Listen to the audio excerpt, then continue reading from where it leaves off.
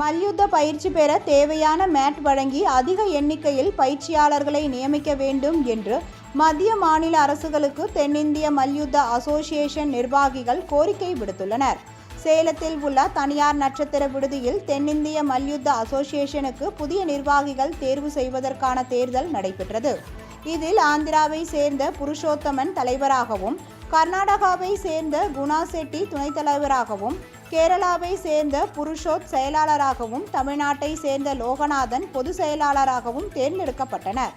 இதனைத் தொடர்ந்து புதிய நிர்வாகிகள் செய்தியாளர்களை சந்தித்தனர். அப்பொழுது பேசிய அவர்கள், கடந்த 25 ஆண்டுகளாக தென்னிந்திய மல்யுத்த அசோசியேஷன் செயல்பட்டு வருவதாகவும், தேசிய அளவில் மல்யுத்த போட்டிகளில் பங்கேற்கும் வீரர் மற்றும் வீராங்கனைகளுக்கு தமிழ்நாடு, கர்நாடகா, கேரளா, ஆந்திரா, தெலுங்கானா, பாண்டிச்சேரி ஆகிய மாநிலங்களில் பயிற்சி அளிக்கப்பட்டு வருவதாகவும் தெரிவித்தார். மல்யுத்த போட்டியில் இந்திய வீரர் வீராங்கனைகள் உலக அளவில் சிறந்து விளங்குவதாகவும், கடந்த 20 ஆண்டுகளில் 5 ஒலிம்பிக் போட்டியில் பங்கேற்று தொடர்ந்து பதக்கங்களை வென்று வருகின்றனர் எனவும் அவர்கள் குறிப்பிட்டனர்.